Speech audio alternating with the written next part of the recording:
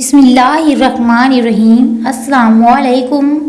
साजिद और कोमल में बहुत गहरी मोहब्बत है।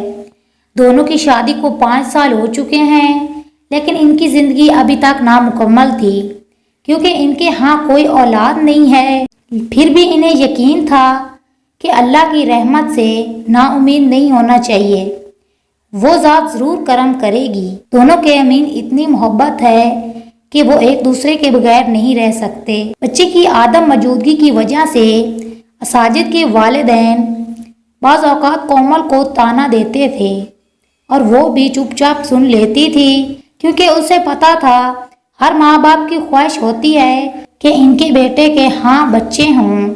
यूं ही वक्त गुजरता गया और एक दिन जब साजिद ऑफिस से घर आ रहा था, इसने बाजार में एक लड़के के साथ कोमल को देखा। कोमल और लड़का बहुत खुश दिख रहे थे और ऐसा लग रहा था दोनों काफ़ी अरसे से एक दूसरे को जानते हैं। साजिद घर आया और फिर थोड़ी देर बाद कोमल भी आ गई। जैसे ही कोमल पहुंची, साजिद ने इससे पूछा, कोमल कहाँ गई थी? कोमल ने हंसते हुए कहा, मैं बाजार में घरेलू सामान लेने गई थी। ये सुनकर साजिद को थोड़ा सा गुस्सा आया, लेकिन उसने कोमल से कुछ ना कहा। उसके बाद साजिद ने कोमल को एक ही लड़के के साथ मुताद बार मुख्तलिफ जगहों पर देखा। एक दिन साजिद ने देखा कि लड़का कोमल को घर छोड़ने आया है।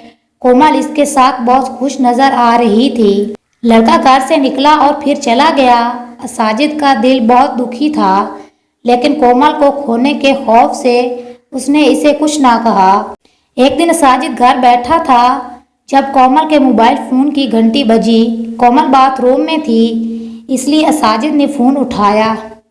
जैसे ही साजिद ने फ़ोन उठाया, दूसरी तरफ से आवाज़ आई, हेलो साजिद, मैं जल्द ही घर आ रहा हूँ, मुझे कुछ तुमसे बात करनी है। बस इतना ही कहकर उस शख्स ने फ़ोन काट दिया। साजिद ने सोचना शुरू किया कि इस शख्स को इसका नाम कैसे पता चला। साजिद के जहन में बहुत सारे सवालात थे। साजिद को लगा कि शायद कोमल इससे तलाक लेना चाहती है और वो शख्स इसके बारे में बात करने घर आ रहा है। साजिद बहुत अफसोस हुआ। वो अपनी शादी को टूटने नहीं देना चाहता था। इसे लगा कि कोमल ने इसके साथ धोखा किया है। वो कुछ समझ नहीं पाया था। साजिद कोमल के खोने से घबरा गया और वहीं ज़मीन पर गिर गया। इस दौरान कोमल भी बाथरूम से बाहर आ गई। इसने साजिद को उठाया और पूछा, तुम्हें क्या हो गया?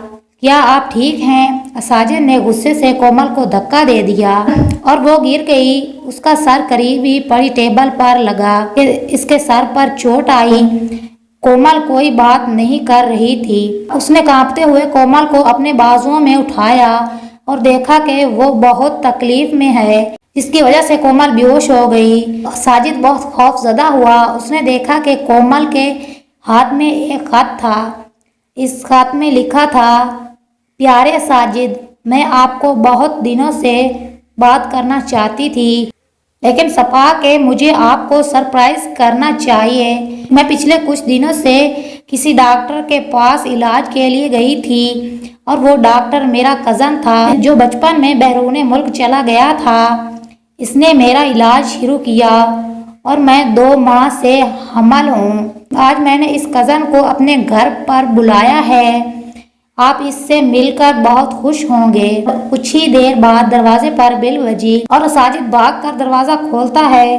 कोमल का कज़न वहाँ दरवाजे पर आकर खड़ा होता है। साजिद, मैं साबिर हूँ, कोमल का भाई, आप कैसे हो? तभी इसकी नज़र कोमल पर पड़ती है जो खून में लटकी हुई ज़मीन पर पड़ी होती है।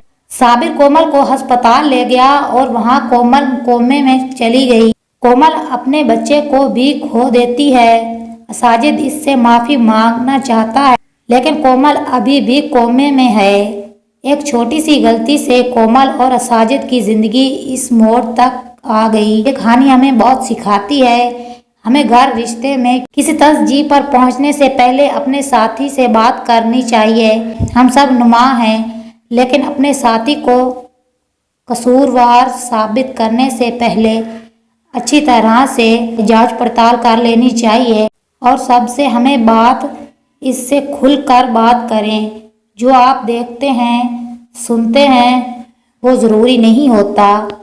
अल्लाह हाफिज़।